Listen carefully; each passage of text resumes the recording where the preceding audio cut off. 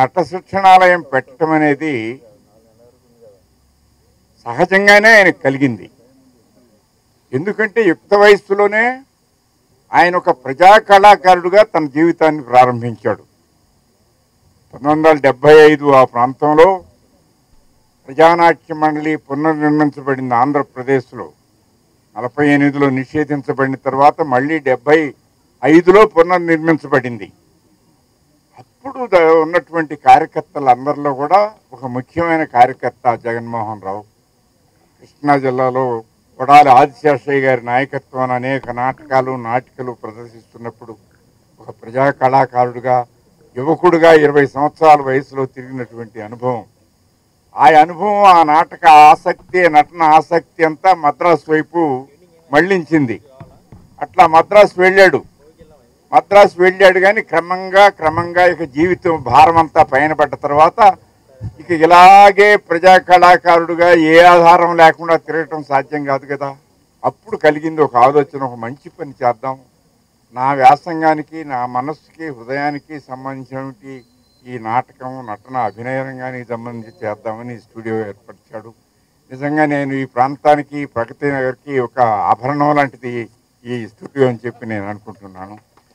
ఎందుకంటే పెద్ద స్టూడియోలు ఉన్నాయి, ఘనత చరిత్ర కలిగిన స్టూడియోలు మన హైదరాబాద్ నగరంలో ఉన్నాయి. కానీ ఇది ఒక రకంగా మధ్యతరగతి నిర్మాతలకి అట్లాగే టీవీ సీరియల్స్కి ఎంతగానో ఉపయోగపడుతున్నటువంటి ఇది ఒక చిన్న కుటీరం లాగా ప్రారంభించినటువంటి ఈ స్టూడియోని క్రమక్రమంగా పెద్ద చేసుకుంటూ ఒక మంచి ప్రయోజనాత్మకమైనటువంటి టీవీ రంగానికి ముఖ్యంగా చిన్న మధ్యతరగతి సినిమాలకు కూడా బాగా ఉపయోగపడేటువంటి ఒక దీనిగా తీర్చిదిద్దాడు. ఈరోజు చాలా గొప్ప దినం. ఎందుకంటే 10 ఏళ్ల నాడు నవంబర్ 22వ తారీఖు 2004 సంవత్సరంలో శంకుస్థాపన చేశాను దీన్ని. ఆ రోజు ఇక్కడ ఏమీ లేదు, అందరూ నవ్వారు. ఏంటి ఇక్కడ పిచ్చాడా మంచాడా ఏదో స్టూడియో అంటాడు ఏంటంటే రకరకాలుగా చెప్పారు. నా తాటకి దయాకర్ రెడ్డి గారు సర్పంచ్గా ఉండి అక్కడ నీకేం భయం లేదు జగన్మోహన్ రావు, ఏదో ఒకసారి వెళ్తే కానీ ఒక డెవలప్మెంట్ రాదు. అలాగే సారథి స్టూడియో కట్టినప్పుడు కూడా ఇక్కడ ఏమీ లేదు, మీరు వెళ్ళండి, మీకు కావాల్సిన సహకారం మేము ఇస్తాం, మేము అన్ని విధాలా మీకు ఆదుకుంటామని చెప్పి నన్ను ఇక్కడికి పంపించారు కూడా. ఒక రకంగా నేను చెప్పంగానే ఆ బలంతోనే ఇక్కడ ఆ రోజున కట్టగలిగాను. కట్టినందుకు నిజంగా నేను ఎక్కడో ఎవరో ఏంటో తెలియదు, ఒక చిన్న ఆర్టిస్ట్ని 2 సీన్లు 3 సీన్లు చేసుకుంటూ 100 సినిమాల్లో యాక్ట్ చేశా, ఎవరికీ తెలియదు నేనంటే. కానీ ఈ స్టూడియో కట్టిన తర్వాత నేను ఏ ఆశయం కోసమైతే ఈ స్టూడియో కట్టానో అందరికీ ఆ రోజున సీరియల్స్ తీయాలంటే చాలా బాధలు పడి చాలా రకరకాలుగా ఉండేవాళ్ళు. ఇది కట్టిన తర్వాత అందరూ ఒకేసారి చేసుకుంటాం చక్కగా. సాయంత్రం ఏంటంటే సీరియల్లో చాలా బాధ, సినిమా ఒక రకం, సీరియల్స్ వచ్చేటప్పటికి ఏంటంటే అవుట్పుట్ అనేది ఒకటి ఉంది, సాయంత్రానికి ఇంత రాకపోతే చాలా ఇబ్బంది గిట్టదనమాట. అలాగే సినిమా అంటారా, అది కొద్దిగా తీసుకుంటారు, టైం ఉంటుంది, దీనికి టైం ఉండదు. అలాంటి ప్రొడ్యూసర్లు అందరిలో కూడా నా దగ్గరకు వచ్చి, ఎవరో కాదు వాళ్ళు రామోజీరావు కూడా నా దగ్గరే చేస్తారు. నేను స్టూడియో కట్టినప్పటి నుంచి ప్రతి సీరియల్ నా దగ్గర షూటింగ్ చేయకోకుండా అది ఏది టెలికాస్ట్ కాదు. ఈ రోజున అత్తారింటికి దారేదని నెలకి 20 రోజులు షూటింగ్ ఆయన ఇక్కడే పెడుతున్నాడు. ఎందుకంటే ఆయన చాలా ఉన్నాయి, బ్రహ్మాండంగా ఉంటాయి, కానీ అక్కడికి వెళ్ళలేరు, అక్కడ చేయలేరు, అక్కడికి వేస్తే వాళ్ళకి గిట్టదు. నేను అందుబాటులో ఉండే రేట్లు కాబట్టి అందరికీ సహకరించి అందరినీ చిన్న వాళ్ళకు కూడా ఎక్కడ కూడా ఇబ్బంది లేకోకుండా ఏది కావాలంటే అది చేసుకుని వాళ్ళ ప్రోత్సాహంతో చేయబట్టే 10 ఏళ్ల పాటు నా స్టూడియో అందరికీ అందరి సమక్షంలోనూ అందరికీ కూడా గుర్తింపు వచ్చిందనమాట. అదే కాదు, ఇంకొక విషయం, మీకు గొప్ప విషయం చెప్పాలి. నా స్టూడియో షూటింగ్లే కాదు, చిన్న పిల్లలు కూడా వచ్చి ఎంతో చదువు నేర్చుకుంటారు నా దగ్గరకు వచ్చి. చదువు ఎట్లా నేర్చుకుంటారో అనుకుంటున్నారేమో మీరు, వాళ్ళకి అసలు ఏమీ తెలియదు. బస్సులు వేసుకొచ్చేసి నిన్న కాక మొన్నే ప్రగతి నగర్ ప్రగతి నగర్ అంటే ఇది మా పంచాయతీలో ఇది వేరు.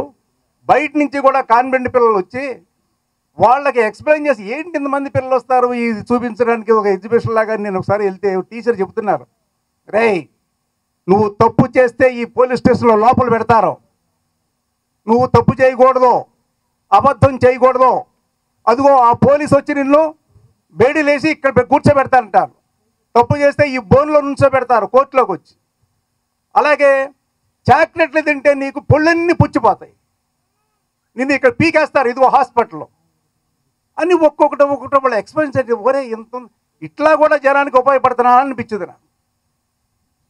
వందల వైభవాలు అది తెలుసుకున్న తర్వాత నేనే మా వాళ్ళు షూటింగ్లు చేస్తామండా బాబు ఒక 10 నిమిషాలు ఉంటే వాళ్ళందరూ చూసి వెళ్ళిపోతారని చెప్పి రిక్వెస్ట్ చేస్తే వాళ్ళందరూ హ్యాపీగా నేను ఇట్టా కూడా ఈ స్టూడియో ఉపయోగపడుతుంది అనేది నాకు తర్వాత తెలిసింది అనమాట. కళ కోసం కాదు, కళ కాసుల కోసం కాదు, కళ సామాజిక చైతన్యం కోసం అంటూ ఆనాటి నుండి ఈనాటి వరకు ఎందరో సామాన్యుల నుండి కవులను, రచయితలను, నటులను, దర్శకులను తయారు చేసిన మహాసంస్థ ప్రజానాట్య మండలి. మరి అటువంటి మహాసంస్థ ప్రజానాట్య మండలిలో ఒక ముఖ్య పాత్ర పోషించిన జగన్మోహన్ రావు గారి ఆశయాల గురించి చెప్పపని లేదు. ఇందాక మా అన్న అన్నారు మాదాల రంగారావు గారి వారసులని. విప్లవ ఉద్యమంలో ఉన్న వాళ్ళకి ఆ బాటలో వెళ్ళే వాళ్ళందరూ వారసులే. నేను సైతం ఒక పయనించే ఒక సోల్జర్నే. కానీ ఎందుకంటే నల్లూరి వెంకటేశ్వర్లు అనే వ్యక్తి ప్రజానాట్య మండలి ద్వారా ఎందరో ఆయుధాలను తయారు చేశారు. ఆకాశ మార్గాన విహరిస్తున్న సినీ ప్రపంచాన్ని భూమార్గం పట్టించి యువతరాన్ని కదిలించి వారి గుండెల్లో ఎర్రమల్లెలు పూయించి యావత్ ప్రజాశక్తి చేత విప్లవ శంఖం పూరించిన మాదాల రంగారావు గారు ఈ ప్రజానాట్య మండలి ఈ నల్లూరి అన్న తయారు చేసిన ఆయుధమే. నేటి భారతంలో దేశంలో దొంగలు పడ్డారు ప్రతిఘటించండి అని బాక్సాఫీసు బద్దలుగొట్టిన టి కృష్ణ గారు ఈ నల్లూరి అన్న ప్రజానాట్య మండలి తయారు చేసిన ఆయుధమే. అలాగే ఎందరో వందలు వేలు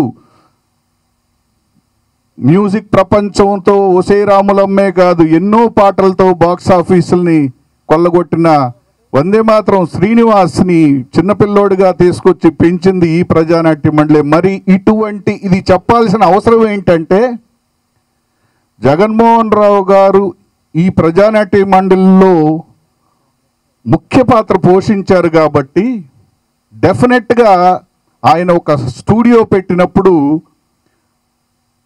అది అందరికీ అందుబాటులో ఉండేలా చిన్న నిర్మాతల దగ్గర నుంచి ప్రతి ఒక్కరికి అందుబాటులో ఉండేలా ఆ స్టూడియో ఉపయోగపడింది. అలాగే అలాంటి ఉత్తమ భావాలు గల జగన్మోహన్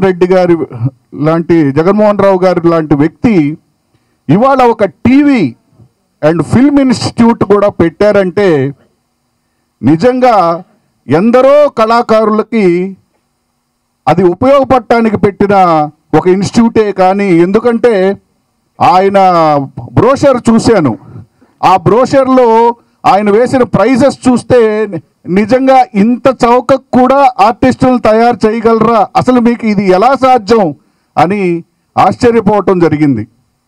అందుకని ఆయన ఆశయాలకి అనుగుణంగానే ఈ టీవీ అండ్ ఫిలిం ఇన్స్టిట్యూట్ ఉంటుందని